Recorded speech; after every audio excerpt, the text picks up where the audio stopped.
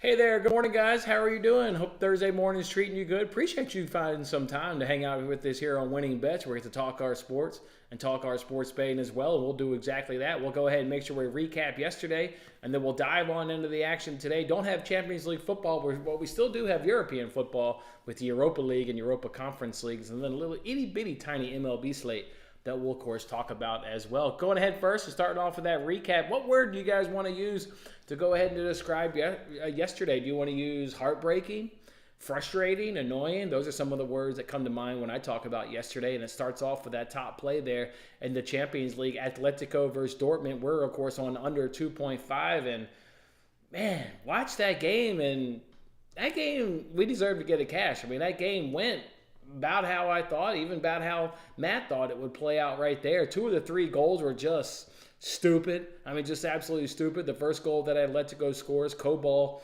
plays the ball out of the back, plays it into his center back, and it just puts him under an absurd amount of pressure. You know, you want to put a player under pressure, hit it to the left or the right fullback. Don't play it in the middle of the center of the pitch and then put your center back under pressure. And then he's so much under pressure, he doesn't know what to do with the ball, so he just blindly flicks the ball.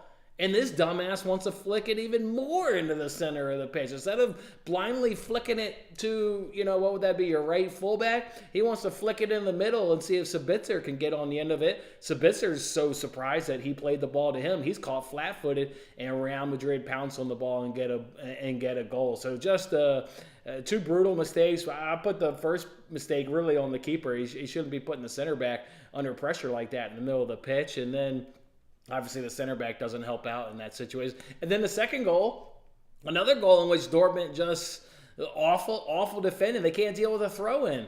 And Atletico throws the ball in. It's going to fall right to two Dortmund players, and just communicate. It looked like the play in baseball where you got two outfielders running to catch a fly ball, and they collide into each other. That's what it looked like with those Dortmund. Neither one wanted to, make the call and make the play. Instead, it just kind of falls in between both of them and spills out to Atletico, and bang, two passes later, the ball's in the back of your net. And just heartbreaking because obviously without those two goals, we get a cash. And if you look at the score, it's like, maybe that play wasn't that good. No, that was a really, really good play that we just got burned on two really stupid, fluky, really just stupid goals right there to put that bet in. So unfortunate right there that we go ahead and drop that play. PSG versus Barcelona, though, that just kind of lived up to how the Champions League has really been this week, with the 2-2 game and 3-3 game on Tuesday. And then obviously, you do get the 2-1 Atletico Dortmund, but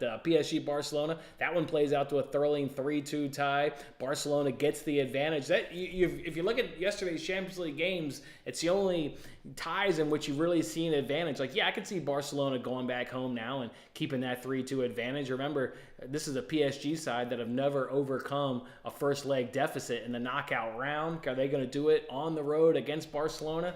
Well, you know how I felt going into that. I thought Barcelona was the better team, so I'm not surprised that they've got an advantage going to that second leg. Atletico, boy, that late goal that they get ahead and conceded really opened the door up there for Dortmund. Now they've got to believe that they can go home and maybe win a 1-0 or a 2-1 game on their own ground. We'll see what Simone can do at 2-0. That one was obviously done and dusted, but a late goal there by Dortmund really opens that one up and makes that one interesting. It should be a good week next week in the Champions League. Every tie is obviously still very much in the ballot. So look forward to seeing how those two go ahead and unfold. And moving on to the baseball and the recap, Dodgers on the F5 run line. First of all, I watched that, and I've caught a few Dodgers games this year, so this isn't surprising, but you just keep getting reminded yesterday, like literally, Betts, Ohtani, and Freeman, the top three order in that lineup, they literally bat every other inning. I mean, they hit the first, the third, the fifth inning, which, you lose that play, but damn, you go into a game knowing you're going to get those guys to give you 3 at-bats in the first 5 innings. Really remarkable stuff. So, a game in which obviously the bats weren't quite alive there against Paddock. Paddock actually pitched pretty good. He was his fastball was actually pretty lively yesterday. And on the flip side, Bobby, his fastball was really lively, hit 98, 99 miles an hour, but really just lacking the control. Really lacked the control. Wasn't pounding the zone like Glasnow was 2 nights prior. He was walking guys. He did get a couple good timely double plays, but in the end, the long ball sinks him and sinks the Dodgers through the first 5 innings. And then, a little shocking though, he only went 4 innings. He got hooked on 73 pitches. That was a little surprised he didn't come out for that 5th inning, but that's how that one went. Then Hendricks under 17.5 outs. That was a good cash for us. That one was extremely sweaty. He has to work a little bit there in the 2nd inning, work a little bit there in the 4th inning. Does come out for the 6th inning. There was an opportunity where we weren't going to cash this, but the Padres go home run, single, home run. First 3 batters he faced in the 6th inning. That's all she wrote. Go ahead and send Kyle Hendricks to the shower. So he stays under 17.5. Looks at the box score. If you just look at the box score, you're like, oh, that was an easy cash. It wasn't easy cash because there was an opportunity with, even though he gave up that leadoff home run, whoever got that single, I think it was Manny Machado. Because Cronenworth led off with the homer. Machado singled. If you can turn a double play right there, you're obviously not going to pull him because, it's 2 outs in the 6th inning. So just really fortunate that the Padres were able to put together a good couple at-bats and send him chasing to a good under 17.5 outs, which of course makes us 6-0 now on MLB player props. That's right, 5-0 on pitcher props, 1-0 on hitter props, 6-0 overall on player props in the MLB. So down just a little. Man, you sweat, you get frustrated, you do all that just to lose a little itty bit, or maybe some days you're on the other side of that and you win just a little bit. But man, so much ups and downs yesterday.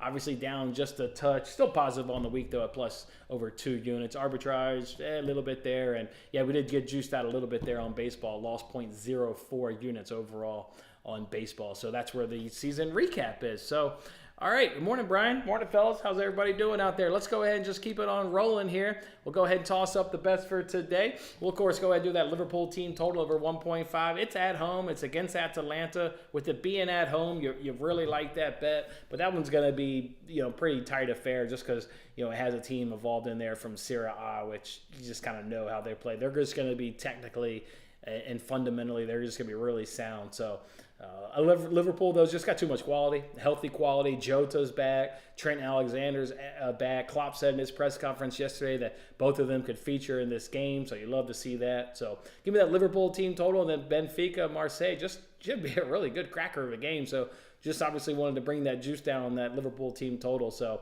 that brings it down to -104. Then you can see right there, Brewers on the run line. Can't imagine that game gets played, but if the game does get played, that's the baseball bet I want to go ahead and be holding on to today. Well, with that being said, let's hop on over to the payoff picks. 6 MLB games on today's slate, and let's go ahead and break them down.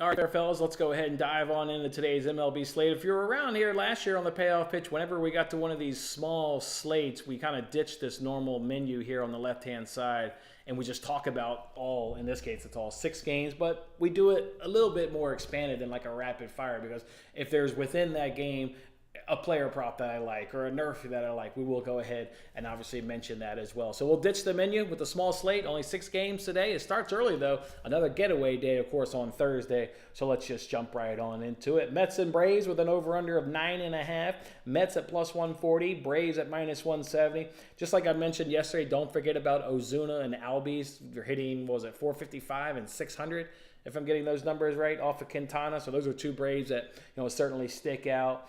Not a lot of batting averages worth off the Braves starter here. A little bit of a new kid right here. It just makes it tough with the Braves, and they're struggling.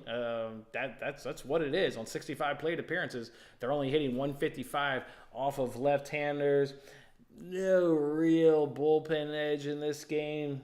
This one's tough because if the Braves hit like a 155 team, I don't want to be at Braves -170, but are the Braves really going to stay down this long of the season against left-handers? Like, probably not. They generally crush left-handers. Tough game. We'll take the Braves. I'll take the under. I'll take Quintana could piece it together enough and maybe keep his team in it. Obviously, rested bullpens coming off yesterday's postponement. So I'll take the under 9.5 in between Mets and Braves. Give me the under 9.5. Brewers and Reds with an over-under of 8.5. Brewers minus 135. Reds coming at plus 114. How about the Brewers coming through yesterday on our dog of the day? You'd love to see cashing those big dogs. Well, today they're the favorites at minus 135, and they should be the favorites. And this is why it's going to be my MLB play of the, or one of my plays of the day. Brewers on that F5 run line. We've kind of talked about their hitting advantages. We'll just look at them here across the board. Average hitting right-handers 277 versus 216. Slugging's 478 versus 374. OPS is 831 versus 636. Weighted runs created 128 versus 68. K percentage 22.7 versus 32.5 for those Cincinnati Reds. So, yeah, there's a reason why if this game gets played, you want to be on the better offense, which is clearly the Milwaukee Brewers up against right-handers, which is why they were the dog of our day yesterday. And then, of course, we want to go ahead and look at the starting pitching because we're doing an F5 bet. I get all the better numbers. I mean, Peralta, a 3.09 ERA, a .6 whip. Nick Martinez is having a rough-ass start to his season, 7.2 ERA, a 1.6 whip. His opponent's batting average is 326, where Freddie Peralta is 132. So just going to go ahead and give me the better starter by far. Actually did really good against the Reds last year through 6 innings of shutout ball. So he's got some good success against these Reds as well. So, yeah, give me the better starter. Go ahead and obviously give me the better offense as well. From a bullpen perspective, it gets kind of tight in terms of trying to find an advantage, in the bullpen. You could even make a case that the Reds have a little bit of a better numbers than the Warriors do in the bullpen. So because the Reds may grade out slightly better than the Brewers on the bullpen, I obviously don't want to put my money where I no longer have the advantages, right? All my advantages lie in this game through the first 5 innings with the starter and offensive advantage. So that's going to be the play of the day. Brewers, F5 run line, plus 110 over on ESPN Bet. Morning, Tyler. Welcome on in, man. Hope you're doing well. Let's keep it going here with the Astros and Royals. Over under of 8.5. Astros minus 135. Royals coming to this one at plus 114. I kind of like the over on this one. You saw it yesterday with that Royals offense exploding for 11 runs, that it's there, and they kind of have that in the numbers. Astros grade out a little bit better, but both of these offenses do sit in the top 10. Both of them decently hit above 260. Both of them's weighted runs created is well over 100. Both of them also don't strike out at 19% and also 19.8% for the Royals. So I kind of like the over 8.5 here. Singer, decent start to the season, but overall, not going to overpower, I don't think, this Astros lineup. Although you probably will get the backup catcher on a getaway day, but that's still fine. I still like these offensive numbers. I'm going to take this over 8.5, and especially once you start factoring in bullpen-wise. You start factoring in bullpen-wise, it's like, yeah, I do want to be on this over with Royals in the bottom 10 and the Astros below league average in the bullpen. So I'll go ahead and take the over 8.5 between the Astros and Royals. Athletics and Rangers, over under of 9.5. Athletics plus 154. Rangers minus 185. Lately, or this MLB season, I've been waking up, and while still laying in bed, it's probably like around 5 in the morning. I don't know if you're awake at that time, Tim, or not. Good morning to you, my man. I'll just pull out my phone and I'll just go to pitching props, and I'll just kind of look at strikeouts and outs and just see what jumps out. And John Gray was under 6.5 Ks at minus 115. Well, I went ahead and bet it. And I was going to give it out here on the show, but now it's minus 140. And, we're not going to get the same prices, but I like those to see kind of be in the same neighborhood. And minus 115, minus 140 is not really in the same neighborhood. But I do still like John Gray, under 6.5 Ks, something he hasn't done this season, something he did not do against the Athletics last season. And the Athletics are actually competent from the right-handed side of the bat, so I like that right there. We know the Rangers' strengths versus left-handers, but they actually didn't do all that great yesterday against Alex Wood. And I like J.P. Sears' stuff better than I like Alex Wood. So maybe the Rangers' numbers are going to be starting to decline. I always said you had to take it with a little bit of a grain of salt. Because remember, they only have 36 plate appearances versus left-handers. So that's one of those things where we've talked about. is that number real, right? The weighted runs created is 196. I mean, if that's on 90 plate appearances, you're going to throw all your cash behind it. But a little bit of caution yesterday. I'll give you a little bit of caution again today because they struggled a little bit against Alex Wood. And if this becomes a bullpen game, you want no part of Rangers minus 185 because this Athletics bullpen is sitting top 7, top 5 right now across the board with substantial greater numbers than what the Texas Rangers bullpen is right now. So I take a chance on the Athletics, plus 1.35. I like their right-handed bats good enough. I don't think John Gray gets anywhere near 6.5 Ks. I think they're going to be making contact with him. And I'll see if JP Sears can reproduce what Alex Wood did yesterday with a little bit better stuff. Give me the Athletics on the run line at plus 1.5 runs. I'm showing minus 130. Maybe you sprinkle the money line as well. But if this comes a bullpen game, you're going to be sitting damn pretty in a bullpen game if you're on the side of the Athletics. So I like that right there. Pirates and Phillies over under of 9. Pirates plus 120. Phillies minus 142. This is one that got me a little bit at 5 in the a.m. because I first looked at this. I was like, oh, I want to be on the Pirates. And then when I came in here and did the research, when I woke up, I was like, oh, yeah, Rangers Suarez is left-handed. Boy, if this was going to be a righty on righty, and maybe we'll get that Friday, through the weekend, I'm going to be on the Pirates. I can already tell you I'm going to be on the Pirates, at least for the first 5 innings. The Phillies do hold a pretty good bullpen advantage. Theirs is above league average, where the Pirates is in the bottom 10. But laying in bed this morning, I was like, I'll be on the Pirates F5 money line because I knew the Phillies, from tracking it every day, their bullpen had been tracking up. If we get this 2 right-handed pitchers, we're going to be on the Pirates F5 money line again, but not today with the left-hander. It kind of makes it tough on trying to predict it. I'll go under 9 here because the Phillies are, wow, boy, are they struggling now versus right-handers. How about they're only hitting 212 with the weighted runs created of 75? They're only slugging 328. Not numbers that are good at all. That bottom 6 right now of the MLB versus right-handers. So we'll take the under 9. We'll take that the Phillies can go ahead and keep struggling against left-handers. The Pirates they'll struggle against right-handers. The Pirates do struggle against left-handers, and I like that Phillies bullpen enough to keep it under 9. So under 9 is the play. I'm trying to decide on the money line. I don't even know enough bullpen advantage where you'd be comfortable holding on to a minus 142. If you're holding on to a minus 142 and it becomes a bullpen game, okay, you get advantages in every stat across the board in terms of ERA, FIP, WHIP, and opponent's batting average, and even home run per 9, the 5th category that we like to look at. Minus 142. If it comes a bullpen game, it's not bad. That was tough. That was a tough one to predict. Just give me the under 9 in that one. And then Orioles, Red Sox over under of 8.5. Orioles minus 125. Red Sox plus 105. I told you yesterday that Baltimore was going to win that game in Jackson Holliday's debut. He, of course, picks up a RBI in his debut. Kid's going to be fun to watch. I would take the over again. There's enough here from each offense. There's a reason why Baltimore was able to win that game late, though. Some of their bullpen stats sit top 3, top 5 in baseball. Red Sox aren't terrible, to be fair, in their own right, but that bullpen of the Orioles right now is really, really humming. So if you want to know, because we talked about, right? We talked about this week. We've talked about the Tigers being up there. We talked about the Guardians being up there. If you want to know kind of who are the best bullpen arms right now, it's your Orioles, it's your Guardians, it's your Mariners, it's your Twins. And you saw what that bullpen did yesterday. They didn't give up that 3-2 lead once they got hold of that game. That bullpen is – to be able to do that against the Dodgers too, we've talked about that Twins bullpen. And then the Yankees bullpen rounds out the top 5. So Guardians we've talked about this season, and Twins we've got – so those are 2 teams that have kind of just stayed towards the top of the bullpens. You got the Athletics bubbling right up there, just outside the top 5. Phillies hanging in the top 10 of the bullpen. So, yeah, I want the Orioles at minus 125, but I want the over more, though.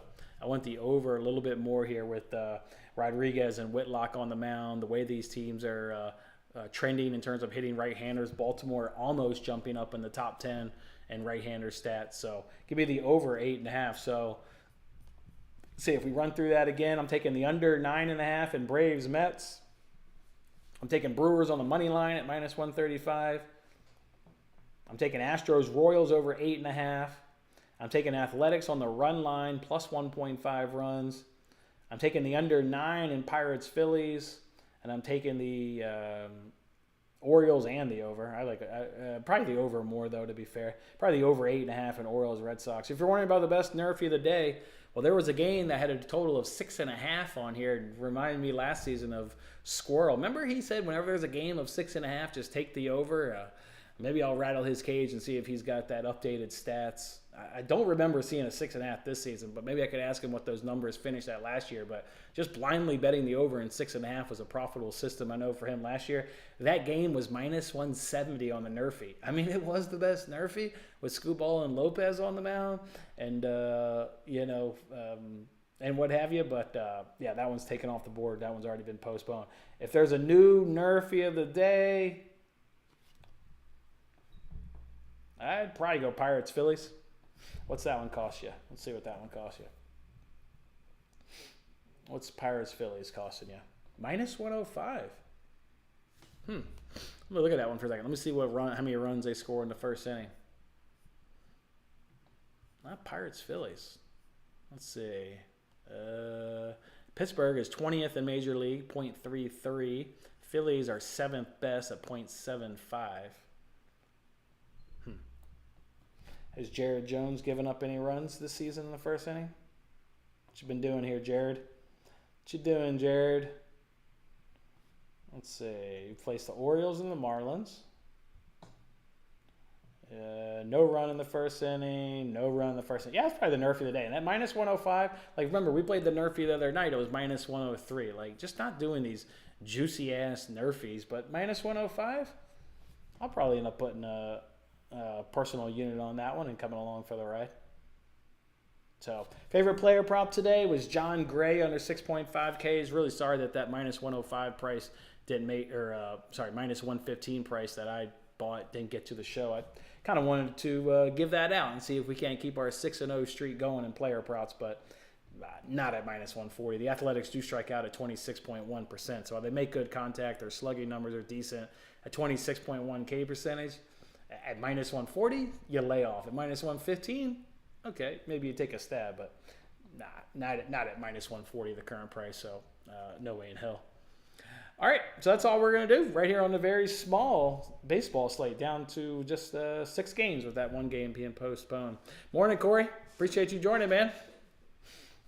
Getting here is all that matters. I'll give it to you one more time, rapid fire, in case you missed it. I'll take the under in Braves Mets. I'll take Brewers money line. I'll take the over in Astros Royals. I'll take Athletics run line. I'll take the under in Pirates Phillies, and I'll take the over in Orioles Red Sox for a little a rapid fire.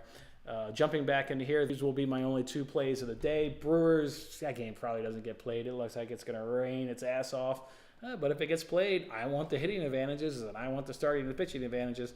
So that's how you settle on Brewers F5 run line at plus 110. All right, boys, come on back for tomorrow. I see all 15 teams are in action tomorrow. So we'll, of course, resume our normal menu here. Should be joined by Matt tomorrow. I'm a little tied up today, so couldn't get Matt in here today for a Premier League preview, so we'll catch that tomorrow. So big date on tomorrow's show. We'll preview all 15 games of Major League Baseball and pick up 10 more soccer games right behind that on Between the Posts. All right, guys, enjoy the day. Good luck with your bets. See if we can't pick up a couple wins today and get us going here before money-making weekend. All right, boys, enjoy it. We'll catch up with you guys tomorrow.